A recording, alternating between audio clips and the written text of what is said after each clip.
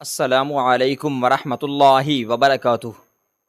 جیسے ہی میرا بیٹا دبئی گیا تو اس کے جانے کے بعد کلثوم نے مجھے اپنے گھر کے پالتو کتے کے ساتھ باندھ دیا تھا۔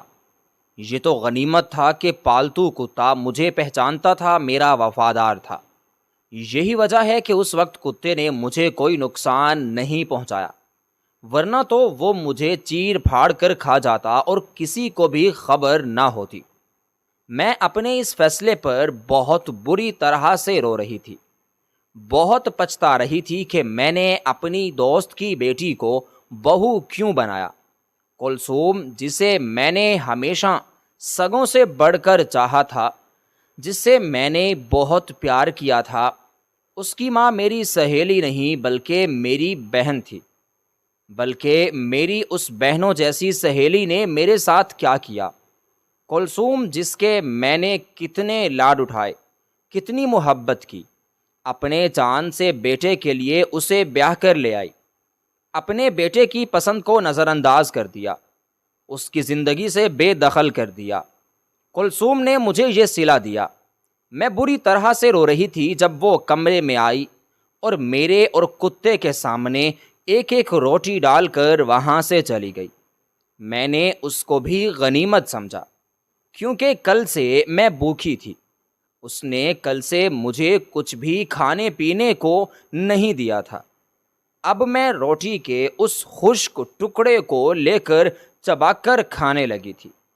اس دوران مجھے اپنی زندگی کے وہ سارے واقعات آنکھوں کے سامنے بیت گئے، اپنی وہ ساری غلطیاں، ساری کمیاں، کوتاہیاں یاد آنے لگیں جو میں نے جوانی کے نشے میں چور ہو کر کی تھی، جب میں خود کو خدا سمجھ بیٹھی تھی، جب میں نے کسی دوسرے کی زندگی کو مشکل بنایا تھا، اسے خوش رہنے کی، زندہ رہنے کی وجہ چھین لی تھی۔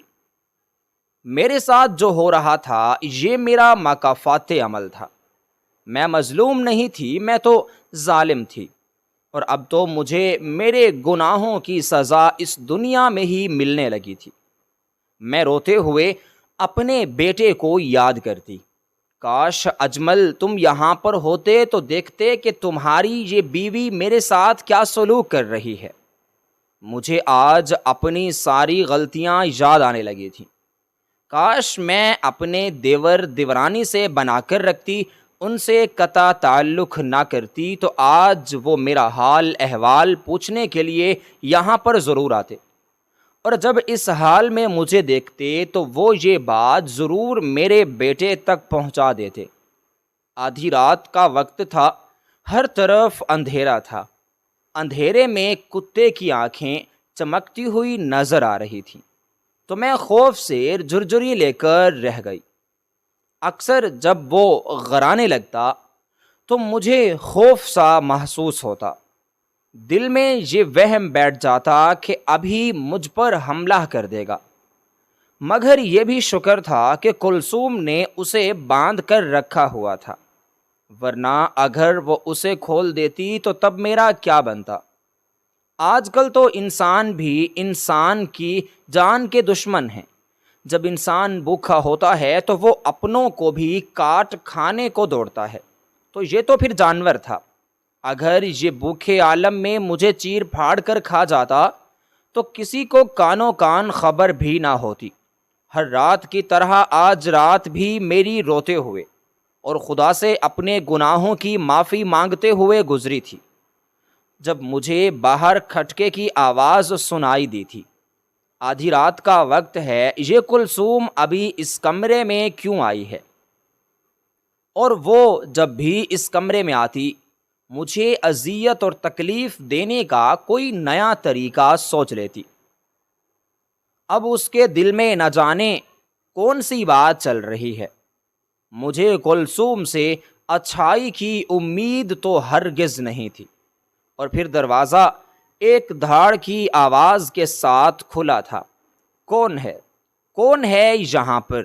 میری نظر اندھیرے میں آنے والے وجود کو پہچاننے کی کوشش کرنے لگی، مگر وہ جو کوئی بھی تھا دروازے کے بیچوں بیچ کھڑا تھا۔ مجھے اس کا سایہ اندھیرے میں ایک خوف کی ہی علامت محسوس ہو رہا تھا۔ جانے کیوں آج میرا دل ایک عجب سے انداز میں دھڑکنے لگا تھا۔ پچھلے 2 دن سے کلثوم مجھے اس بات کی دھمکی دے رہی تھی کہ وہ گھر میں کسی آدمی کو بلا کر مجھے جان سے مروا دے گی، مجھے اتنی اذیت ناک موت دے دے گی کہ موت بھی مجھ سے پناہ مانگے گی۔ وہ نہ جانے کیوں مجھ سے اتنی نفرت کرتی تھی۔ میں حیران تھی کہ میں نے تو اس کے ساتھ کبھی کچھ برا نہیں کیا، پھر اس کی نفرت کی وجہ کیا ہے؟ اور اب مجھے لگ رہا تھا کہ یہ وہی آدمی ہے جو میرا قاتل بننے والا ہے، جو مجھے مارنے کے لیے آنے والا ہے۔ دیکھو، مجھے مت مارو، میں ایک کمزور لاچار بڑھیا ہوں، میں نے کبھی کسی کا کچھ بھی نہیں بگاڑا، کبھی کسی کا کوئی نقصان نہیں کیا۔ تم اگر مجھے مار دو گے تو اس میں تمہارا کیا فائدہ ہے؟ مجھ کو بڑھیا مت مارو۔ میں روتے ہوئے گڑ گڑا رہی تھی جب ایک دم سے کمرہ روشنی میں نہا گیا۔ اس نے اپنے ہاتھ میں ٹارچ اٹھائی ہوئی تھی۔ ٹارچ کی روشنی اتنی تھی جس نے پورے کمرے کے اندھیرے کو روشنی میں بدل دیا تھا۔ میری آنکھیں اندھیرے سے روشنی میں آتے ہوئے ایک دم سے چندیا گئی تھیں۔ مجھے کچھ نظر نہیں آ رہا تھا، مگر جب میری آنکھیں اس روشنی سے مانوس ہوئیں اور جب میں دیکھنے کے قابل ہوئی تو تب میری اس آدمی پر نظر پڑی۔ میری آنکھیں پھٹی کی پھٹی رہ گئیں، میرے جذبات شدت سے پھڑ پھڑانے لگے۔ ایسا کیسے ہو سکتا ہے؟ ایسا ممکن نہیں ہے۔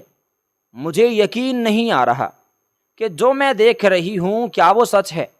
ایک بار پھر سے میں پھوٹ پھوٹ کر رو پڑی تھی۔ ایک بار پھر سے میرے لیے اپنی زندگی بے یقین ہو گئی تھی۔ میں اپنے ماضی کی بھول بھلیوں میں گم گشتہ ہونے لگی۔ اپنی ساری کمیاں کوتاہیاں یاد آنے لگی تھی۔ میں اپنے ماں باپ کی اکلوتی اولاد تھی۔ بچپن سے ہی ماں باپ نے مجھے بہت لاڈ دیا، پیار دیا، بلکہ مجھے لاڈ پیار سے پالا تھا۔ میرے منہ سے نکلنے والی ہر بات، ہر فرمائش ٹائم سے پہلے پوری کی جاتی تھی۔ پھر جب شادی ہو کر سسرال آئی تو وہاں بھی بڑی بہو ہونے کی حیثیت سے میری ہی بات مانی جاتی تھی۔ ہر چیز میں میری رائے کو اہمیت دی جاتی تھی۔ ماں باپ یگے بعد دیگرے اس دنیا سے گزر گئے تو میں بھی سسرال کی ہو کر رہ گئی۔ میرے شوہر مجھ سے بہت محبت کرتے تھے۔ وہ میری آنکھوں سے دنیا کو دیکھتے، میرے ہی کانوں سے سنتے تھے۔ میری اپنے ساس کے ساتھ مصالحہ تعلقات تھے، کبھی لڑائی جھگڑا نہیں ہوا تھا۔ ہمارے گھر میں اصل لڑائی اس دن شروع ہوئی جب میرے دیور اکمل کی شادی ہوئی۔ اس کی بیوی ایک کم پڑھی لکھی غریب گھرانے کی دبوسی لڑکی تھی۔ میرے سامنے اس کی کسی قسم کی کوئی حیثیت نہیں تھی، مگر وہ بہت سلیقہ مند تھی، گھر کے کاموں میں بالکل ماہر تھی۔ میری ساس ہر وقت اس کی سلیقہ مندی کی تعریف کرتی، جو میرے دل کو ناگوار گزرتی۔ اللہ نے مجھے شادی کے 1 سال بعد بیٹے کی نعمت سے نواز دیا، جبکہ میری دیورانی کو وقفے وقفے سے 3 بیٹیاں ہوئیں۔ میں اس پر فخر کرنے لگی کہ میں بیٹے کی ماں ہوں۔ بیٹے کے بعد اللہ نے مجھے مزید اولاد نہیں دی، حالانکہ میں نے علاج بھی کروائے، منتیں بھی مانی، مگر شاید یہی اللہ کو منظور تھا۔ میری ضد اور معمولی باتوں پر لڑائیوں کی وجہ سے گھر کا بٹوارا ہو گیا۔ میرے دیور نے قریب ہی ایک چھوٹا سا گھر لے لیا اور وہ اپنی بیوی اور بیٹیوں کے ساتھ وہاں رہنے لگے۔ میں اپنے شوہر، بیٹے اور ساس کے ساتھ اسی گھر میں رہ گئی۔ دل ہی دل میں چاہتی تھی کہ میری ساس اپنے چھوٹے بیٹے کے پاس چلی جائے، کیونکہ وہ ہر وقت اسی کی تعریفیں کرتی تھی، مگر میں تو کھل کر یہ بات نہیں کہہ سکتی تھی۔ میرے شوہر میری مٹھی میں تھے، لیکن وہ بھی کبھی یہ نہیں مان سکتے تھے کہ میں ان کی ماں کو گھر سے نکالنے کی خواہش رکھتی ہوں۔ میں نے شوہر کی غیر موجودگی میں اپنی ساس کے ساتھ برا سلوک کرنا شروع کر دیا تھا۔ وہ ضعیف تھیں، کمزور تھیں۔ میں وقت پر انہیں کھانا نہ دیتی، نہ ہی انہیں وقت پر دوا، اور جب وہ شکایت کرتی تو میں شوہر کے سامنے صاف صاف مکر جاتی کہ میں نے سب کچھ وقت پر دیا ہے، وہ بھول گئی ہیں۔ آہستہ آہستہ میرے شوہر بھی اپنی ماں سے بدظن ہونے لگے۔ کہتے کہ بڑھاپا ایسا ہی ہوتا ہے، انسان کو بدل دیتا ہے۔ میری ساس نم آنکھوں سے مجھے دیکھتی اور پھر ایک دن وہ خود ہی اپنے چھوٹے بیٹے کے گھر چلی گئیں۔ میں نے خدا کا شکر ادا کیا، میرے شوہر نے بھی انہیں روکنے کی کوئی خاص کوشش نہیں کی۔ وقت گزرتا گیا، میں خود کو عقل کل سمجھنے لگی۔ بہنیں میری کوئی نہیں تھیں، بس ایک شائستہ تھی جو بچپن کی سہیلی تھی، وہ بھی بہنوں جیسی۔ اس کی بیٹی کلثوم مجھے بچپن سے ہی پسند تھی۔ میں اس کے لیے فراق، چوڑیاں، مہندی لے کر جاتی اور دل میں طے کر لیا تھا کہ ایک نہ ایک دن اس کی شادی میں اپنے بیٹے اجمل سے کروں گی۔ میرا بیٹا جوان ہو گیا، کاروبار کو بخوبی سنبھالنے لگا۔ شوہر جو کماتے وہی میرے ہاتھ پر رکھتے۔ میری دیورانی بہت اچھی تھی۔ جب میں ان کے گھر جاتی تو وہ مجھے بہت عزت دیتی، مگر ان کا کچا سا گھر مجھے ناگوار لگتا۔ وہاں جانے سے دل گھبرا جاتا تھا۔ شائستہ کے گھر جا کر دل خوش ہو جاتا، وہ میری خوب خاطر تواضع کرتی۔ پھر ایک دن میری ساس بھی اس دنیا سے رخصت ہو گئیں۔ کچھ دن میں دیور کے گھر رہی، مگر دل نہ لگا، واپس اپنے گھر آ گئی۔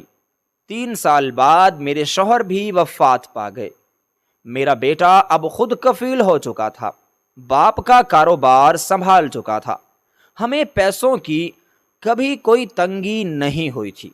میں اب بھی ویسے ہی راجدھانی کی اکلوتی ملکہ بنی ہوئی تھی، مگر کئی بار جب ماضی یاد آتا، اپنی ساس کے ساتھ کیے گئے سلوک کا خیال آتا، تو دل میں ہلکی سی ندامت محسوس ہوتی۔ سوچتی کہ کہیں کل کو میری بہو بھی میرے ساتھ ایسا ہی سلوک نہ کرے، تب میں کیا کروں گی؟ مگر مجھے یقین تھا کہ میرا بیٹا کبھی بھی میرے وجود سے غافل نہیں ہوگا، کبھی بھی وہ مجھے اپنی بیوی کے اصرار کرنے پر چھوڑ کر کہیں نہیں جائے گا۔ وہ میرا پورا خیال رکھے گا، اور میرا یہ گمان غلط بھی نہیں تھا۔ میرا بیٹا مجھ سے بہت ہی زیادہ محبت کرتا تھا، اتنی کہ میری کہی گئی ہر بات اس کے لیے حکم کا درجہ رکھتی تھی۔ پچھلے کچھ دنوں سے میں یہ بات نوٹ کر رہی تھی کہ اجمل میرے دیور کے گھر کچھ زیادہ ہی جانے لگا تھا۔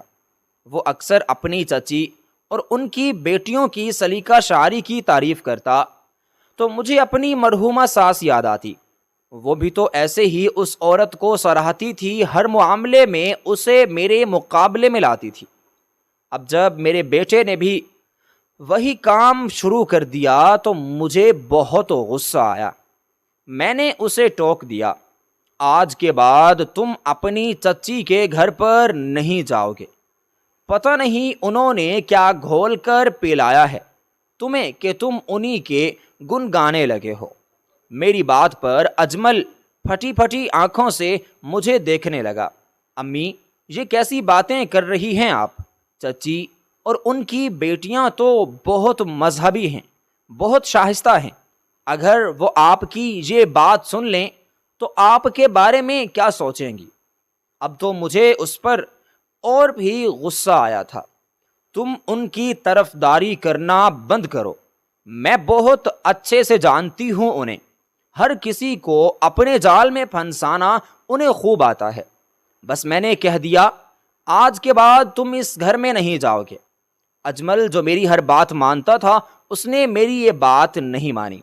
وہ اب بھی اپنے چچا کے گھر جاتا رہا، کبھی یہ بات مجھے بتاتا، کبھی چھپا لیتا۔ ایک دن کہنے لگا میں دوست کے گھر جا رہا ہوں، واپسی پر تھوڑی دیر ہو جائے گی۔ دل ہی دل میں مجھے شک ہوا کہ وہ اپنے چچا کے گھر ہی گیا ہے۔ کافی دیر تک میں اس کی واپسی کا انتظار کرتی رہی۔ اس کا نمبر ملایا مگر اس کا نمبر بن جا رہا تھا۔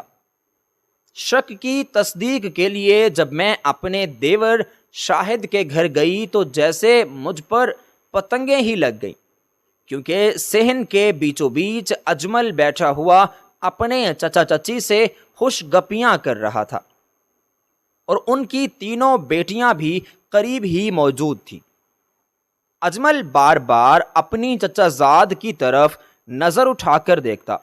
میں نہیں جانتی تھی کہ وہ ان تینوں میں سے کس کو دیکھ رہا تھا، کون تھی جو اجمل کی نظروں کا مرکز تھی۔ میں غصے سے اس کے سر پر جا کھڑی ہوئی۔ تم مجھ سے جھوٹ بول کر کیوں آئے ہو؟ کیا ہو رہا ہے یہاں؟ یہ کون سا کھیل ہے جو میری ناک کے نیچے کھیلا جا رہا ہے؟ میرے منہ میں جو آیا بولتی چلی گئی۔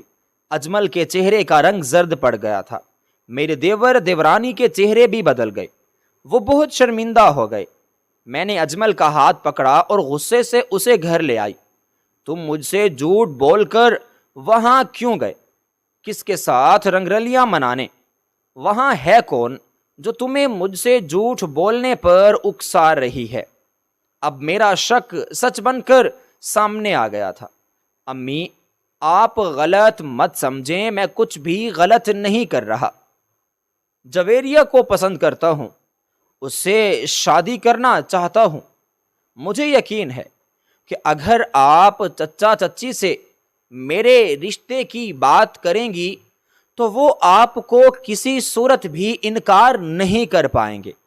بہت خوب، میں طنزیہ انداز میں ہنسی تھی۔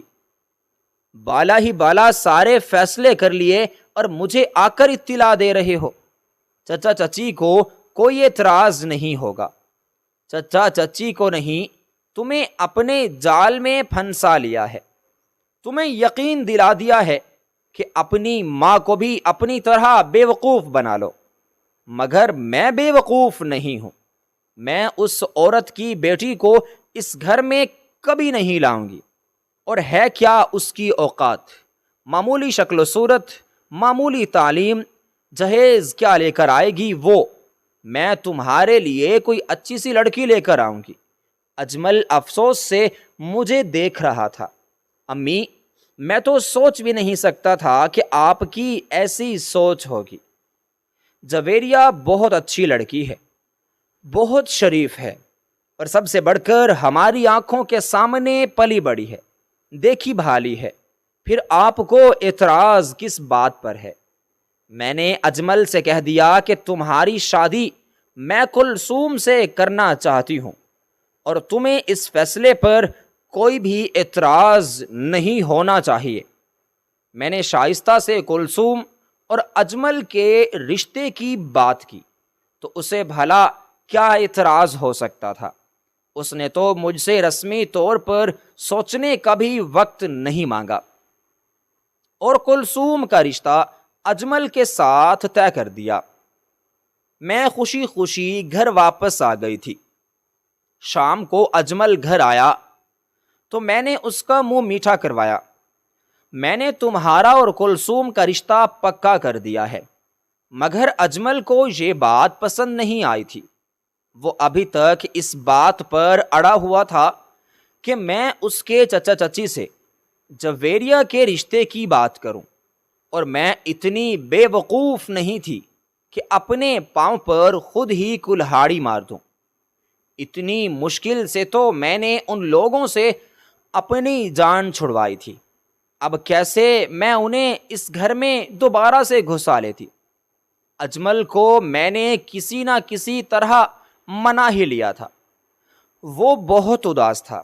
امی، آپ کے کہنے پر میں یہ شادی تو کر رہا ہوں، مگر مجھے یقین ہے کہ میں کبھی بھی کلثوم کے ساتھ ایک اچھی زندگی کو نہیں گزار سکتا، وہ کبھی بھی مجھے سمجھ نہیں سکتی اور نہ ہی کبھی اسے اس کا جائز مقام دے پاؤں گا، کیونکہ میں جویریہ کو پسند کرتا ہوں۔ مجھے غصہ تو بہت آیا تھا، مگر یہ وقت جذباتی ہونے کا نہیں تھا۔ میں نے بمشکل اپنے جذباتوں پر قابو پایا۔ میری بات سنو، یہ سب باتیں شادی سے پہلے اچھی لگتی ہیں، شادی ہو جائے گی تو تمہارے عشق کا بوجھ سر سے اتر جائے گا اور تم جویریہ کو بھول جاؤ گے۔ کلثوم لڑکی ہی ایسی ہے، وہ تمہیں سب کچھ بھلا دے گی۔ اتنی خوبصورت لڑکی تمہیں مل رہی ہے، تمہیں اور کیا چاہیے؟ میں نے شادی کی ساری تیاریاں اکیلے ہی کی تھی۔ ایک بار بھی میں نے شائستہ اور اس کی بیٹیوں کی مدد لینے کی کوشش نہیں کی تھی۔ جب انہیں یہ بات پتہ چلی کہ میں نے اجمل کا رشتہ طے کر دیا ہے تو ان لوگوں کو بھی بہت دکھ ہوا تھا۔ میں نے سنا تھا کہ جویریہ تو بہت روئی تھی اور میرے دل کو ایک کمینی سی خوشی محسوس ہوئی تھی۔ میں ان لوگوں کے چہرے پر شکست کو دیکھنا چاہتی تھی اور میں اس میں کامیاب ہو گئی۔ میں نے دھوم دھام سے کلثوم اور اجمل کی شادی کر دی تھی۔ جس نے بھی دیکھا وہ میری دور اندیشی کی تعریفیں بھی کرنے لگا۔ تم نے بہو تو لاکھوں میں ایک ڈھونڈی ہے، چاند اور سورج کی جوڑی لگ رہی ہے دونوں کی۔ بہو تو جہیز بھی بہت اچھا لے کر آئی ہو، بہت امیر گھرانے کی ہے کیا؟ اور میں فخر سے ساری تعریفیں سمیٹ رہی تھی اور ایک نظر شائستہ اور اس کی بیٹیوں پر بھی ڈال رہی تھی۔ آج بھی انہوں نے سادہ سے کپڑے پہنے ہوئے تھے، چہرے دھلے دھلائے، کسی بھی میک اپ سے پاک تھے۔ حیرت مجھے اس بات پر تھی کہ نہ تو ان لوگوں کی مہنگی کریمیں لینے کی اوقات تھی اور نہ ہی وہ کوئی اور حسن کو نکھارنے والی مہنگی چیزیں خرید سکتے تھے۔ پھر ان کے چہرے کا رنگ اتنا صاف شفاف کیسے تھا؟ جلد اتنی چمکدار اور بے داغ۔ ان کے سامنے تو میک اپ کی ہوئی لڑکیوں کے چہرے بھی اتنے شفاف نہیں لگ رہے تھے۔ یہ بات تو ماننے والی تھی کہ وہ تینوں بہنیں حسن و خوبصورتی میں اپنی مثال آپ تھیں۔ اگر میرا بیٹا جویریہ کے حسن سے گھائل ہو گیا تھا تو اس میں میرے بیٹے کا قطعاً کوئی قصور نہیں تھا۔ میں نے کلثوم کے بہت ناز بھی اٹھائے، اس کے نخرے بھی اٹھائے تھے۔ شادی کے کچھ دن بعد ہی میں نے تو اجمل سے کہہ دیا تھا کہ تم کلثوم کو ہنی مون پر لے جاؤ۔ نہیں میری دلہن ہے، اس کے بھی بہت ارمان ہوں گے، کیا سوچے گی کہ ساس نے ہنی مون پر نہیں جانے دیا؟ اور میری بات پر قسم مجھے مسکراتے ہوئے دیکھنے لگی۔ آنٹی، آپ مجھے دنیا میں سب سے زیادہ اچھی لگتی ہیں، اپنی امی سے بھی زیادہ۔ اس کی وجہ یہ ہے کہ جتنے لاڈ آپ نے میرے اٹھائے ہیں، جتنا اچھے سے آپ مجھے سمجھتی ہیں، اتنی تو میری سگی ماں بھی مجھے نہیں سمجھتی، اور میں اس کی محبت پر نہال تھی۔ گھر کا ماحول بہت پرسکون تھا۔ اجمل بھی گھر کا ماحول دیکھ کر خوش ہو کے رہ گیا۔ ایک دن میں نے اس سے کہا کہ دیکھا تم نے میرا فیصلہ کتنا اچھا تھا، کتنی اچھی پیاری خوبصورت سلجھی ہوئی سلیقہ شعر لڑکی ہے کلثوم، کتنا خوش ہو تم اس کے ساتھ۔ گھر کا ماحول بھی کتنا اچھا ہے۔ یہاں اگر جویریہ ہوتی تو گھر کا ماحول کبھی بھی پرسکون نہ ہوتا۔ ایک بار پھر سے دانستگی میں نے اس کے سامنے جویریہ کا نام لے کر اس کی یاد دلا دی۔ وہ ایک بار پھر سے گہری سانس لے کر رہ گیا۔ امی، میں آپ کے فیصلے کو غلط نہیں کہہ رہا۔ آپ کا فیصلہ کیا نتیجہ لائے گا، اس بات کا اندازہ تو مجھے اگلے آنے والے دنوں میں ہو گیا تھا۔ کلثوم کی ابھی بھی وہی روٹین تھی جو شادی کے اولین دنوں میں تھی۔ وہ دن چڑھے تک سوتی رہتی، اٹھتی تو ناشتے کا شور مچا دیتی اور پھر تیار ہو کر موبائل کان سے لگا کر کبھی کسی دوست کی طرف چلی جاتی تو کبھی اپنی ماں کی طرف۔ شروع میں تو میں اس کی ان حرکتوں کو نظر انداز کرتی رہی، مگر پھر میرے اندر کی جو ساز تھی وہ بیدار ہونے لگی۔ مجھے اس کی غلطیاں اور کوتاہیاں نظر آنے لگیں۔ یہ بہو کا کون سا طریقہ ہے؟ تم اسے سمجھاتے کیوں نہیں ہو کہ یہ گھر میں ٹک کر بیٹھا کرے، کسی کام کو ہاتھ بھی نہ لگائے؟ ہر وقت یہ اپنے آپ کو سجانے سنوارنے میں لگی رہتی ہے، یا پھر یہ سارا دن اپنی دوستوں کے ساتھ کہیں نہ کہیں چلی جاتی ہے، یا پھر فون پر ان کے ساتھ سارا دن لگی رہتی ہے۔ اجمل مجھے خاموش نظروں سے دیکھنے لگا۔ امی، آپ نے اسے خود ہی تو میرے لیے پسند کیا ہے، آپ کو اس کی یہی عادتیں تو پسند تھی، آپ جانتی تو ہی تھیں کہ وہ کیسا مزاج رکھتی ہے، کس ماحول میں رہنے کی عادی ہے، پھر بھی آپ نے اسے اپنی بہو بنا لیا۔ اب آپ کو اس سے جو بھی شکایتیں ہیں آپ خود ہی دور کر لیں، میں اس معاملے میں کچھ بھی نہیں کر سکتا۔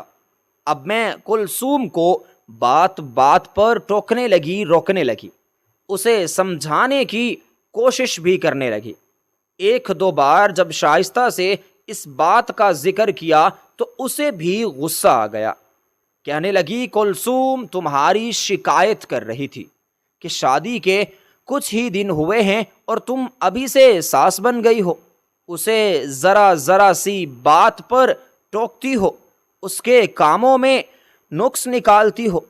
اتنے دنوں کے بعد اس نے پہلی بار کھانا بنایا اور تم نے ٹوک دیا کہ اس نے مرچیں تیز ڈال دی ہیں، نمک کم ہے، گھی کی مقدار کا صحیح اندازہ نہیں ہے۔ تم اسے بتاؤ کہ تمہارے گھر میں کیسے کھانا بنتا ہے، تم اسے پہلے ہی قدم پر ٹوک رہی ہو، اس کا جو ہے دل توڑ رہی ہو۔ اور میں شائستہ کے منہ کی طرف دیکھنے لگی تھی۔ کہا تو وہ ہمیشہ میری ہاں میں ہاں ملاتی تھی، میرے سامنے کلثوم کی شکایتیں کرتی تھی، اسے بات پر ٹوکتی تھی، اور کہاں وہ مجھے غلط کہہ رہی تھی۔ میری اور اس کی دوستی میں دراڑ آ گئی، ہمارے رشتے میں فرق آ گیا تھا۔ اس کے بعد میں نے کلثوم کو ٹوکنا چھوڑ دیا اور شائستہ سے بھی اس کی کوئی شکایت نہیں کی تھی، بلکہ اب تو میں نے شائستہ کے گھر ہی جانا چھوڑ دیا تھا۔ میں نے نوٹ کر رہی تھی کہ اجمل چپ چاپ اور خاموش رہتا۔ میں جب اس سے خاموشی کا سبب پوچھتی تو وہ بس مجھے دیکھ کر رہ جاتا۔ کچھ نہیں امی، تھکن ہے، آفس کا کام کچھ زیادہ ہے، اپنے ایک دوست کے ساتھ پارٹنرشپ پر بزنس کر رہا ہوں، اس کی بھی کچھ نہ کچھ مجھے مصروفیات ہیں۔ میری نیند جو ہے آج کل کچھ پوری نہیں ہو پاتی، اس لیے آپ کو ایسا لگ رہا ہے۔ وہ مجھے مطمئن کرنے کی کوشش کرتا، مگر میں اس کی ان باتوں سے مطمئن نہ ہوتی۔ میرے دل میں یہ وہم سا بیٹھ گیا تھا کہ وہ اپنی شادی سے خوش نہیں ہے۔ دن اسی طرح سے بیتتے جا رہے تھے۔ ایک دن اجمل گھر آیا تو وہ بہت زیادہ پریشان تھا۔ میرا دل گھبرانے لگا۔ اجمل، کیا ہوا ہے؟ بتاؤ مجھے، تمہارے چہرے پر اتنی ہوائیاں کیوں ہیں؟ تب کہنے لگا، امی، مجھ سے بہت بڑی غلطی سرزد ہو گئی ہے۔ میں نے اپنے دوست پر اعتبار کر کے اس کے ساتھ پارٹنرشپ پر کاروبار کر لیا تھا اور بہت سارا پیسہ اس میں ادھار لے کر گیا تھا، مگر میرا وہ دوست فراڈ کر کے ملک سے بھاگ گیا ہے، اور میں نے جن سے ادھار لیا تھا اب وہ پیسے مانگ رہے ہیں۔ اب میں ان کے پیسے کیسے پورے کروں یا واپس کروں؟ اتنی بڑی رقم ہے، ایک دم سے اتنی بڑی رقم کا انتظار کرنا میرے لیے بہت مشکل کام ہے۔ یہ تو سن کر میں بھی پریشان ہو گئی تھی۔ میں نے اپنی ساری جمع پونجی زیور اجمل کے سامنے لا کر رکھا تو کہنے لگا اماں ان پیسوں سے کچھ بھی نہیں بنے گا، وہ بہت بڑی رقم ہے، مجھے ان پیسوں کے ساتھ ساتھ اپنا کاروبار بھی بیچنا ہوگا، تبھی میں وہ قرض اتار سکتا ہوں۔ میرے منع کرنے کے باوجود بھی اجمل نے سب کچھ بیچ دیا تھا، اور تب جا کر وہ اس قرض سے جان چھڑا پایا تھا۔ اب وہ بہت پریشان نظر آتا، کیا کرے، گھر کا نظام کیسے چلائے گا؟ ہم لوگ تو شاہانہ زندگی کے عادی تھے، کبھی کم پیسوں میں گزارا کرنے کا سوچا بھی نہیں تھا، اور اب جب کم پیسوں میں گزارا کرنا پڑا تو ہمارے تو 14 طبق روشن ہو گئے۔ اجمل کی حالت تو بہت ہی زیادہ ترسمیز لگ رہی تھی۔ اب اس نے نوکری کے لیے ہاتھ پاؤں مارنے شروع کر دیے۔ میرا وہ بیٹا جو اپنا بزنس کر رہا تھا، اب وہ دوسروں کے آگے چند ہزار کی نوکری کرنے کے لیے ان کی منتیں کرتا پھر رہا تھا۔ اس کی یہ حالت دیکھ دیکھ کر میرا تو دل کٹتا جا رہا تھا۔ اور پھر اسے ایک دن دبئی میں نوکری مل گئی۔ اس دن گھر آیا تو بہت خوش تھا، کہنے لگا اماں اب ہمارے حالات پھر سے پہلے جیسے ہو جائیں گے، میں کچھ وقت تک محنت کر کے دوبارہ سے اپنا بزنس کھڑا کر لوں گا، ہم پہلے کی طرح زندگی کو گزارنے کے قابل ہو جائیں گے۔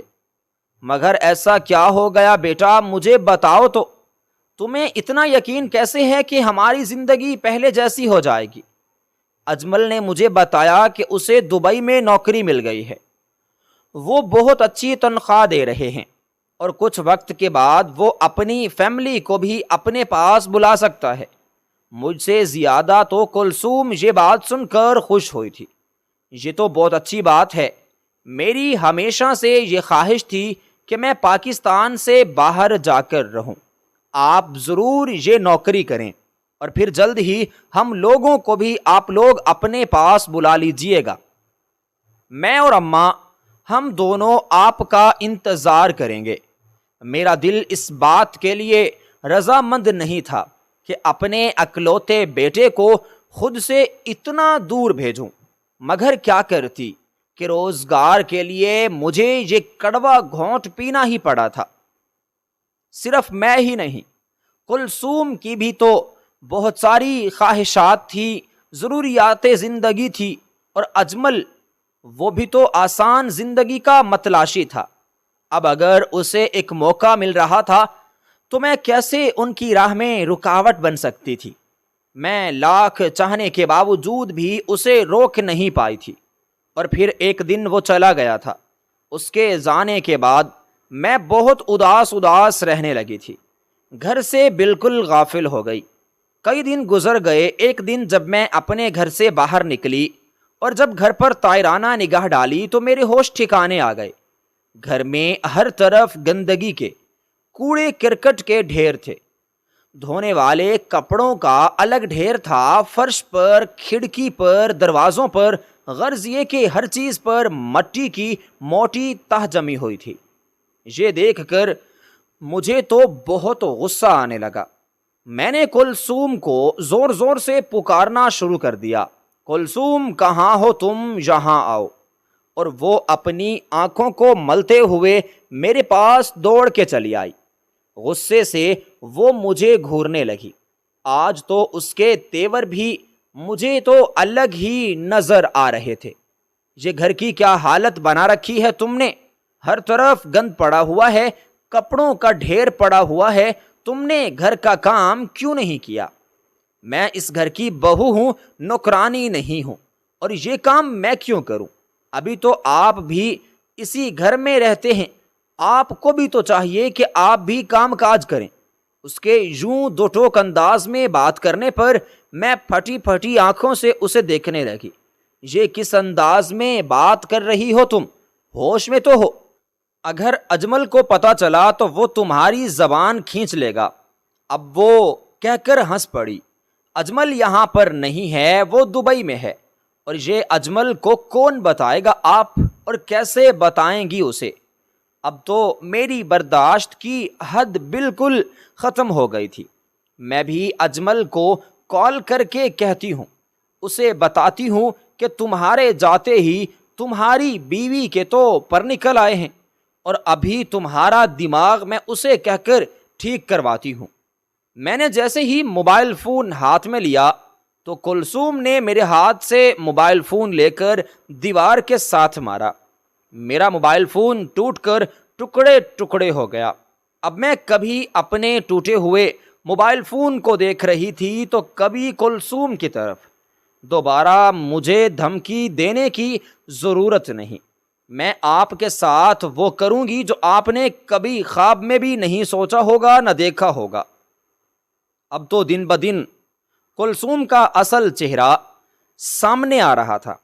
نہ تو وہ کسی گھر کے کام کو ہاتھ لگاتی اور نہ ہی میری کوئی بات مانتی، بلکہ میرے ساتھ بدتمیزی کرتی، مجھے برا بھلا کہتی، مجھ پر غصہ کرتی، اور میں خاموشی سے اسے دیکھتی رہتی۔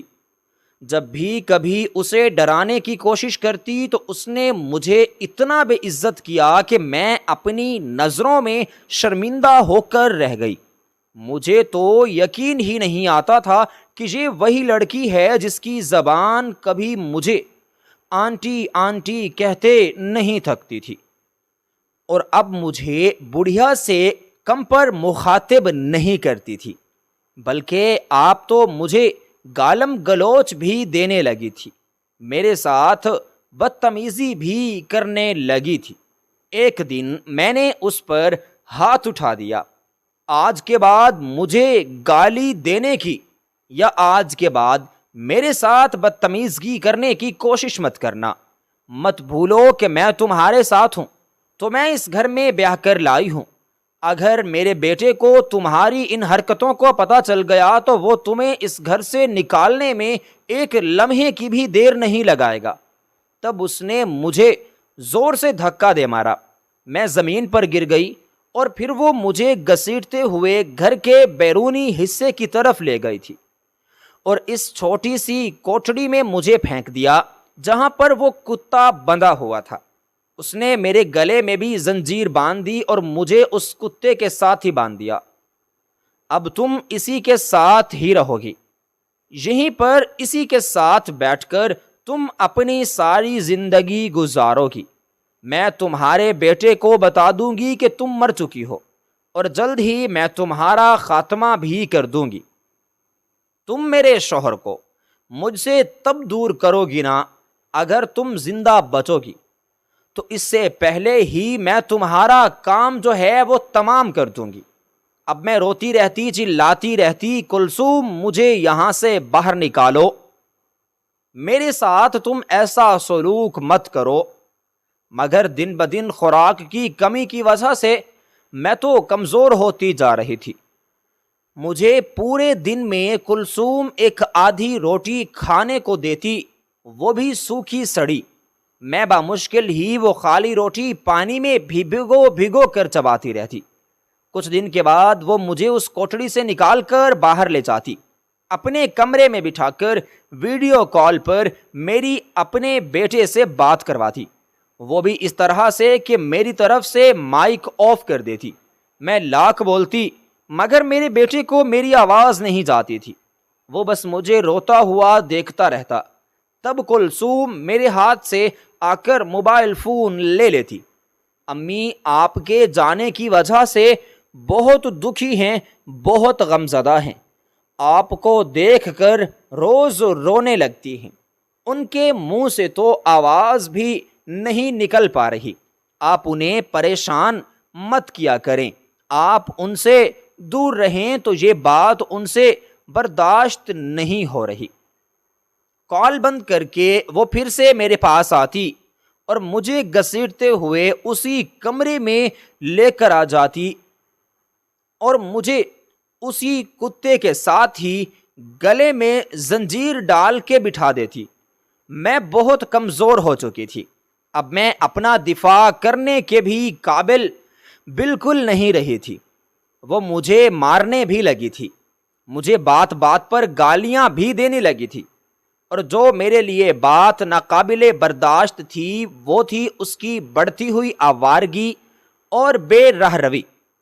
وہ لڑکوں کے ساتھ فون پر باتیں کرتی رہتی، ان سے ملنے کے لیے جاتی، میرے سامنے ان کے ساتھ نہایت بیہودہ عشق و عاشقی کی باتیں کرتی۔ مجھے کہتی کیسا لگ رہا ہے تمہیں اپنی بہو کو غیر مردوں کے ساتھ ایسی باتیں اور حرکتیں کرتے دیکھ کر۔ اب تو وہ گھر میں بھی غیر لوگوں کو بلانے لگی تھی۔ میں یہ سب دیکھتی سہتی اور روتی رہتی، سوچتی کہ یہ سب مجھے میرے ہی اپنے گناہوں کی سزا ملی ہے جو میں نے اپنی ساس اور دیورانی کے ساتھ کیا۔ اگر میں اپنی ساس کے ساتھ اچھا سلوک کرتی، اس کی خدمت کرتی، تو آج میری بہو بھی میرے ساتھ یہ سب نہ کرتی۔ میں کوئی مظلوم عورت نہیں ہوں، بلکہ میں ایک ظالم عورت ہوں جو اب خود مکافات عمل کی چکی میں پس رہی ہوں۔ تو اپنی مظلومیت یاد آ رہی ہے، میں نے دیورانی کے ساتھ کیا کیا، یہ سب سوچتی رہتی، روتی رہتی، خدا سے اپنی غلطیوں کی معافی مانگتی رہتی۔ عام طور پر کلثوم نے مجھے قتل کر دینے کی بھی دھمکیاں دینی شروع کر دی تھیں۔ کہنے لگی کہ میں جلد ہی ایک ایسے آدمی کا بندوبست کروں گی جو تمہارا کام تمام کر دے گا، تمہیں وہ جان سے مار دے گا اور کسی کو کانوں کان خبر بھی نہیں ہو پائے گی۔ میں اس سے کہتی کہ میری اپنے بیٹے سے بات کرواؤ، مگر وہ زور زور سے ہنسنے لگی۔ تمہارے بیٹے کو میں نے بتا دیا ہے کہ تم مر چکی ہو، خاندان میں تو کسی سے بھی اس کی بات ہوتی نہیں، اپنے چچا سے تو وہ شرمندہ ہے، ان کی بیٹی سے شادی کیوں نہیں کی، ان کو تو وہ کال کر کے پوچھے گا نہیں، اور اس کے علاوہ ننیال میں کوئی ہے نہیں، میری ماں ہی ہے جس کے ساتھ اس کا رابطہ ہے، اور ماں تو اسے وہی کہے گی جو میں اسے کہنے کو بولوں گی۔ اور اس دن میں یہی سمجھی کہ میری موت میرے سامنے آ گئی ہے، مگر وہ میری موت نہیں تھی، میرے لیے زندگی کا پیغام تھا۔ وہ کوئی اور نہیں بلکہ میرا بیٹا تھا جو میرے سامنے کھڑا تھا اور مجھے روتے ہوئے دیکھ رہا تھا۔ وہ بھاگتے ہوئے میرے پاس آیا، ہچکیاں لے کر رونے لگا، مجھے اپنے بازوؤں میں اٹھا کر باہر لے آیا۔ اب تو مجھ میں اتنی بھی ہمت نہیں تھی کہ میں اپنے قدموں پر چل کر باہر جا سکتی۔ وہ روتے ہوئے مجھے کہنے لگا، امی یہ کیا حالت بنا لی ہے آپ نے اپنی، اس ظالم عورت نے آپ کے ساتھ یہ کیا کیا ہے؟ شکر ہے میں آپ کے پاس وقت پر آ گیا ہوں، ورنہ ساری زندگی میں پچھتاتا رہتا، میرا پچھتاوا ختم ہونے والا تھا۔ میں نے روتے ہوئے اس سے پوچھا، تم کیسے آ گئے؟ تم نے تو 2 سال کے بعد پلٹ کے واپس آنا تھا، ابھی تمہیں گئے ہوئے 2 مہینے ہی ہوئے ہیں، پھر تم اتنا جلدی کیسے آ گئے؟ کہنے لگا جب اچانک مجھے کلثوم نے بتایا کہ آپ مر چکی ہیں، تب مجھے یقین نہیں آیا تھا کہ ایسا کیسے ہو سکتا ہے، آپ اتنی اچانک سے مجھے چھوڑ کر کیسے جا سکتی ہیں، اور یہ بات مجھے کسی نے کیوں نہیں بتائی؟ جب میں نے اسے کہا کہ آپ کا آخری بار چہرہ ہی مجھے دکھا دیتی تو صاف ٹال گئی۔ کہنے لگی کہ تمہارے چچا کے گھر سے بھی کوئی نہیں آیا، میں نے انہیں موت کی اطلاع دی مگر وہ پھر بھی نہیں آئے، اب تم بھی ان سے کوئی رابطہ مت رکھنا کیونکہ وہ ہم لوگوں سے بہت نفرت کرتے ہیں۔ ایک دن محلے کے ایک لڑکے کی مجھے کال آئی، کہنے لگا کہ آپ کا گھر آ رہا ہوں، آپ کے گھر کا سارا نظام درہم برہم اور خراب ہو چکا ہے۔ اب اس کی بات سن کر میں تو چونکا، پوچھا کیا مطلب، کیا کہہ رہے ہو تم؟ کہنے لگا آپ میری بات کو سن کر غصہ مت کرنا پلیز، مگر یہ سچ ہے، بھابھی رات کو جانے کہاں چلی جاتی ہیں، اور آپ کے گھر میں بھی غیر لوگوں کا آنا جانا لگا رہتا ہے، اور آپ کی امی، ان کے بارے میں بھی کوئی نہیں جانتا ہے کہ وہ کہاں پر ہیں۔ اب اس کی باتوں کو سن کر میں تو حیران ہی رہ گیا۔ میری امی کا تو کچھ دن پہلے انتقال ہو گیا تھا، تو کیا تم لوگ بھی امی کے مرنے پر میرے گھر میں نہیں گئے؟ اب وہ بھی حیران رہ گیا۔ ایسی باتیں کر رہے ہیں آپ کی امی کی تو اکثر رونے کی چلانے کی آوازیں سنائی دیتی ہیں۔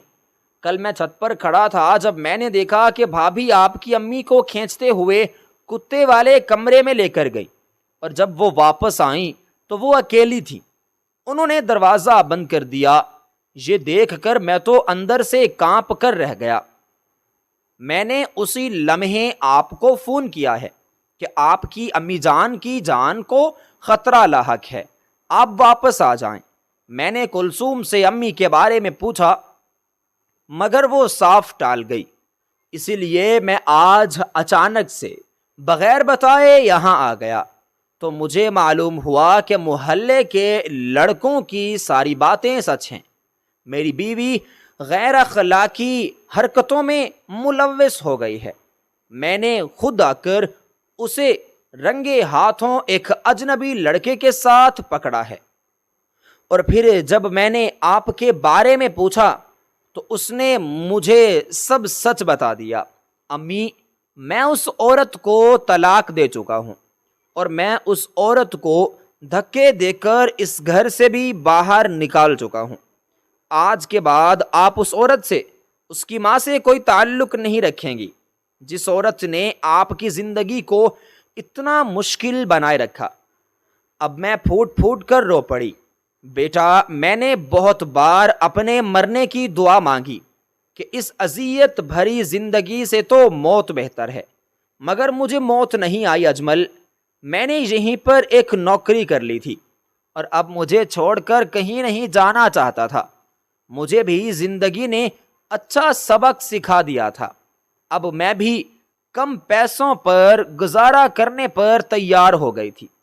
آہستہ آہستہ میں تو صحت یاب ہونے لگی، مگر اب میرے ناتواں جسم میں اتنی جان نہیں رہی تھی کہ میں گھر کے کام کاج کو بھی ہاتھ لگا سکوں یا کام کاج کر سکوں۔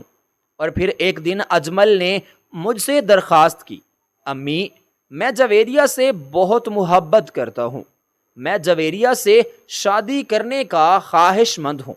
آج کل اس کے لیے بہت سارے رشتے آئے ہوئے ہیں، اگر آپ کی اجازت ہو تو کیا میں اس کے لیے اپنا شادی کا پیغام بھجوا سکتا ہوں؟ میں نے ہاں کی تو میرا بیٹا اتنا خوش ہوا جیسے اسے نئی زندگی کی نوید مل گئی ہو۔ میرے دیور دیورانی نے اپنا ظرف بڑا کر لیا۔ بغیر کچھ کہے انہوں نے سادگی سے جویریہ اور اجمل کی شادی کر دی۔ میرا بیٹا اب بہت خوش تھا، جیسے اسے سچی خوشی مل گئی ہو۔ اب جب میں جویریہ کو دیکھتی تو شرم سے نظریں جھکا لیتی، کیونکہ وہ سچ میں ہی بہت اچھی لڑکی تھی، خدمت گزار، سلیقہ شعار۔ اس نے بہت خدمت کی، بالکل سگی ماں کی طرح اس نے میرا خیال رکھا، اور میں دل ہی دل میں شرمندہ ہوتی رہتی کہ میں نے اس کے ساتھ کیا کیا۔ اس کی اجمل کے بارے میں پسندیدگی جانتے ہوئے بھی میں نے ان دونوں کی شادی نہیں کروائی، مگر جویریہ نے کبھی مجھے کچھ بھی جتائے بغیر خاموشی کے ساتھ میری خدمت کی، تو میں دل سے اس کی خوبیوں کی معترف ہو کر رہ گئی۔ کئی مہینے گزر چکے تھے، اجمل اور جویریہ کی زندگی خوشیوں کے ساتھ بھر چکی تھی۔ گھر میں سکون تھا، دلوں میں اطمینان، اور میری آنکھوں میں ہر روز ایک نئی چمک۔ میں اکثر سوچتی تھی کہ زندگی نے مجھے دوبارہ موقع دیا کہ میں اپنی باقی عمر محبت اور سکون کے ساتھ گزار سکوں۔ ایک دن شام کو میں صحن میں بیٹھی چائے پی رہی تھی، جب جویریہ میرے پاس آ کر بیٹھ گئی۔ اس نے آ کر میرے ہاتھوں کو تھاما اور کہا، امی، میں آپ کو کچھ بتانا چاہتی ہوں۔ میں نے مسکرا کر اس کی طرف دیکھا۔ کہو بیٹا، دل کی ہر بات مجھ سے کیا کرو۔ امی، میں ماں بننے والی ہوں۔ میری آنکھیں نم ہو گئیں۔ دل کی گہرائیوں سے شکر ادا کیا کہ یا اللہ تیرا شکر ہے تو نے مجھے یہ دن دکھایا۔ میں نے جویریہ کو اپنے گلے لگا لیا۔ اس لمحے مجھے لگا جیسے ساری تکلیفیں، سارے زخم بھر چکے ہیں۔ اجمل دور سے ہمیں دیکھ رہا تھا۔ اس کی آنکھوں میں خوشی تھی اور سکون چھلک رہا تھا۔ مہینے گزرتے گئے۔ گھر میں ننھے مہمان کی آمد کا انتظار ہونے لگا۔ میں ہر روز بچوں کے کپڑے سیتی، جھولے بنواتی، نانی بننے کی تیاریوں میں مصروف رہتی۔ ایک دن اجمل میرے پاس آیا، ہاتھ میں ایک چھوٹا سا باکس تھا۔ امی، یہ آپ کے لیے ہے۔ میں نے حیرت سے باکس کھولا۔ اندر ایک چھوٹی سی سونے کی چین تھی جس میں لٹکتا ہوا ایک لاکٹ تھا۔ لاکٹ کھولا تو اندر میری اور اجمل کی بچپن کی تصویر تھی۔ امی، یہ میری پہلی تنخواہ سے آپ کے لیے ہے۔ میری آنکھیں بھر آئیں۔ میں نے اسے گلے لگایا۔ بیٹا، تم میرا فخر ہو۔ آخر کار وہ دن آ ہی گیا جب جویریہ نے ایک خوبصورت بیٹی کو جنم دیا۔ میں نے اس ننھی پری کو پہلی بار اپنی باہوں میں لیا تو مجھے ایسا لگا جیسے میری زندگی مکمل ہو گئی ہو۔ میں نے اپنی پوتی کو اپنے سینے سے لگا کر اپنی آنکھیں بند کی۔ دل سے ایک دعا نکلی، اے رب، اب اگر تو مجھے بلا بھی لے تو بھی خوشی خوشی جاؤں گی، کیونکہ اب میرا گھر، میرا بیٹا اور میری پوتی سب ٹھیک ہیں۔